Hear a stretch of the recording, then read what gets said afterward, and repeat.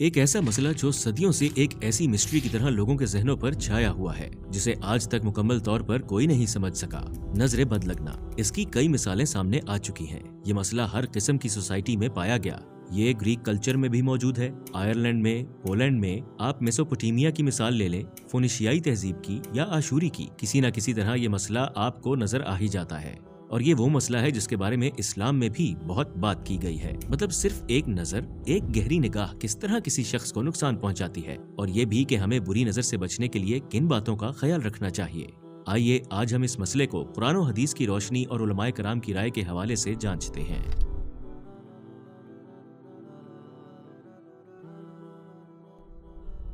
سورہ القلم کی آیت نمبر 51 میں اللہ تعالیٰ پیغمبر صلی اللہ علیہ وسلم سے مخاطب ہیں، اور یہ کافر تو تلے ہوئے ہیں اس پر کہ اپنی نگاہوں کے زور سے آپ کو پھسلا دیں گے جب وہ قرآن سنتے ہیں اور کہتے ہیں کہ یہ تو دیوانہ ہے۔ پہلے حصے اور یہ کافر تو تلے ہوئے ہیں اس پر کہ اپنی نگاہوں کے زور سے آپ کو پھسلا دیں گے، اس کی تشریح علماء کرام نے بری نظر کے طور پر بیان کی ہے۔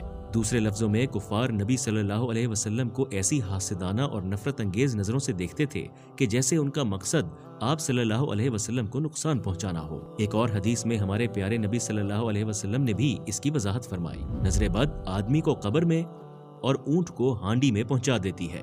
عرب لوگ بری نظر کو اصابت العین کہتے ہیں۔ جب کسی چیز کو بری نظر لگتی ہے تو یہ اسے تباہ و برباد کر سکتی ہے، اور اگر کسی بندے کو لگے تو یہ اسے زخمی کر سکتی ہے یا پھر اسے نفسیاتی طور پر تنگ کرتی ہے۔ اگر آپ کو یہ لاجک سمجھنے میں مشکل پیش آ رہی ہے تو اس طرح سے سوچیں۔ پہلی بات تو یہ ہے کہ انسان کو ہر چیز کا علم حاصل نہیں ہے۔ ہم ابھی تک کوانٹم فزکس کے راز صرف دریافت ہی کر رہے ہیں، اس لیے صرف بری نظر سے دیکھنے سے ہی کسی کو نقصان پہنچانا بھی ممکن ہے۔ دوسری بات، ہم ان اثرات کو سمجھنے کے لیے لیزر بیم کی مثال لے سکتے ہیں۔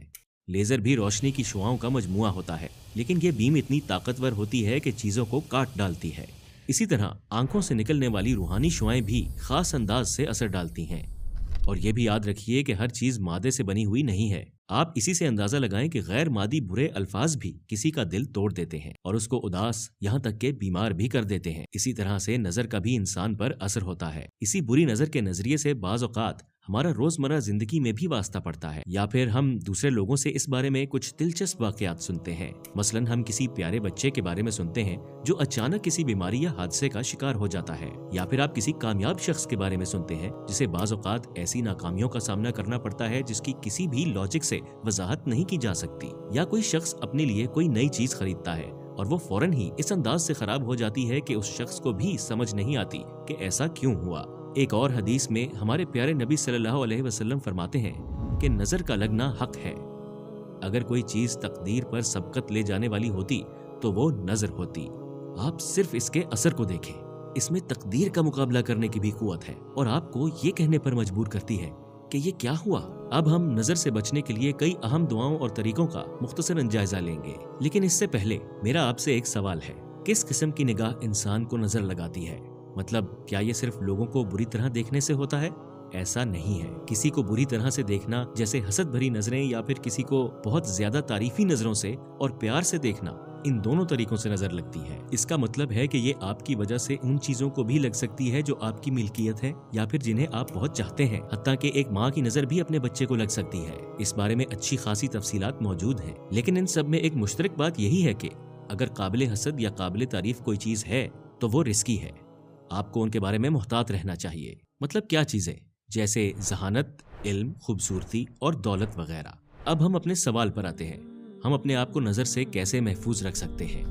اس معاملے کے دو اہم نکات یہ ہیں۔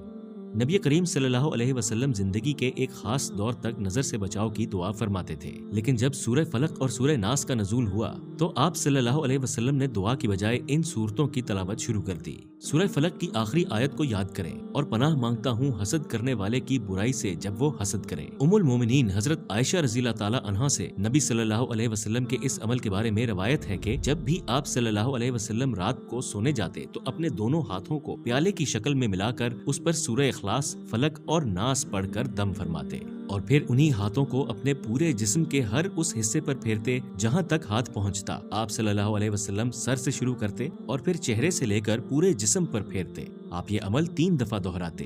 علماء کرام نے بھی نظر سے بچنے کے لیے اس دعا کی تاکید کی ہے، اعوذ بکلمات اللہ التامۃ من شر ما خلق۔ میں اللہ تعالیٰ کی مخلوق کے شر سے اللہ تعالیٰ کے مکمل کلمات کی پناہ چاہتا ہوں۔ اور پھر نبی کریم صلی اللہ علیہ وسلم اپنے محبوب نواسوں حضرت حسن و حسین رضی اللہ تعالیٰ عنہ کی حفاظت کے لیے یہ دعا پڑھتے تھے، اعوذ بکلمات اللہ التامۃ من کل شیطان وحامہ ومن کل عین لامہ۔ میں اللہ کے مکمل کلمات کے ذریعے پناہ مانگتا ہوں ہر شیطان سے، ہر زہریلے کیڑے اور ہر نظر بد والی آنکھ سے۔ آپ صلی اللہ علیہ وسلم نے فرمایا کہ یہ وہ دعا ہے جو حضرت ابراہیم علیہ السلام، حضرت اسماعیل علیہ السلام اور حضرت اسحاق علیہ السلام کے لیے اللہ تعالیٰ کی پناہ حاصل کرنے کے لیے پڑھتے تھے۔ اور دوسری چیز کیا ہے جو ہمیں نظر کے اثرات سے بچاتی ہے؟ یہ وہ کلمات ہیں جن کا استعمال ہمیشہ یاد رکھنا چاہیے۔ نبی کریم صلی اللہ علیہ وسلم نے تاکید فرمائی کہ جب بھی کسی پسندیدہ چیز کو دیکھیں تو یہ کہنا چاہیے، ما شاء اللہ لا قوت الا باللہ، جو اللہ چاہتا ہے وہی ہوتا ہے اور خدا کی قوت کے بغیر کوئی قوت نہیں ہے۔ نبی کریم صلی اللہ علیہ وسلم کی حیات کا ایک اور واقعہ ہے۔ سہل بن حنیف بہت گورے اور خوبصورت جسم کے صحابی تھے۔ عامر بن ربیعہ نے ان کو دیکھ کر کہا کہ آپ جیسا جسم آج تک میں نے کبھی بھی نہیں دیکھا۔ سہل کو اسی وقت بخار آ گیا اور بخار شدید ہو گیا۔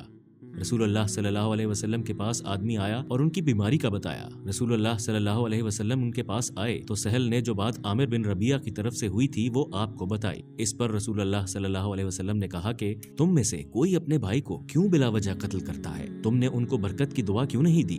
نظر تو حق ہے۔ بظاہر ماشاء اللہ بہت سادہ الفاظ لگتے ہیں، لیکن اس کے اندر کچھ ایسا پوشیدہ ہے جو ہم میں سے اکثر لوگ نہیں سمجھ سکتے۔ ماشاء اللہ کا مطلب کیا ہے؟ یہ 3 لفظوں سے بنا ہے، ما شاء اللہ، جس کا عربی میں یہ مطلب ہے کہ جو اللہ کی مرضی یا جو اللہ چاہے۔ تو جب ہم کسی چیز کی طرف دیکھتے ہیں تو یہ کلمات کہنے سے ہماری کیا مراد ہوتی ہے؟ ہمارا مطلب یہ ہوتا ہے کہ چیزوں کو ایسے نہ دیکھیں جیسے وہ ہیں، بلکہ اس کے خالق، اس کے تخلیق کار کے حوالے سے دیکھیں۔ ہم کہتے ہیں کہ یہ صرف اللہ کی مرضی سے ہوا اور کسی کی بھی نہیں۔ ایک لحاظ سے ہم کہتے ہیں کہ اللہ تعالیٰ نے اس چیز کو کتنا پیارا بنایا ہے۔ ہم یہ یاد رکھتے ہیں کہ سب کچھ اللہ تعالیٰ نے دیا ہے۔ تخلیق کی ہر صفت اللہ تعالیٰ کی عطا ہے۔ بدیع الزماں سعید نورسی نے اس معاملے پر کیوں اظہار خیال کیا ہے؟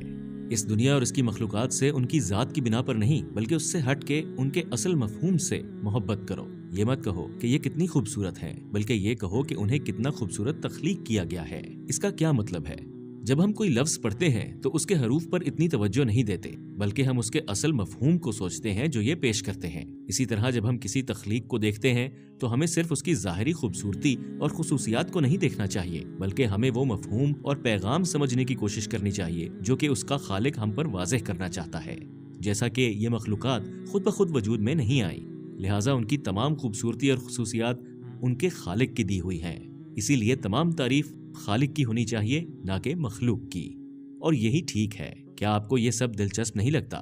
وہ حدیث جس کا ذکر ہم نے پہلے بھی کیا ہے یہ بتاتی ہے کہ اگر ہم کسی چیز کو اللہ کے لیے نہیں بلکہ صرف اس کی ظاہری خصوصیات اور فوائد کی بنا پر دیکھتے ہیں تو پھر ہم اس چیز کو نظر لگاتے ہیں۔ یہ ہمارا نیا خریدا ہوا فون بھی ہو سکتا ہے، یا پھر ہمارا پیارا بچہ، یا ہمارے رشتہ دار، یا خوبصورتی، یا پھر اللہ کی کوئی بھی نعمت ہو سکتی ہے۔ لیکن اگر ہم ان 2 باتوں کا خیال رکھیں، مطلب ان صورتوں اور دعاؤں کی تلاوت جس کا ہم نے ذکر کیا ہے، اور ماشاء اللہ تبارک اللہ کہنا، تو انشاءاللہ ہم نظر کے اثرات سے محفوظ رہیں گے۔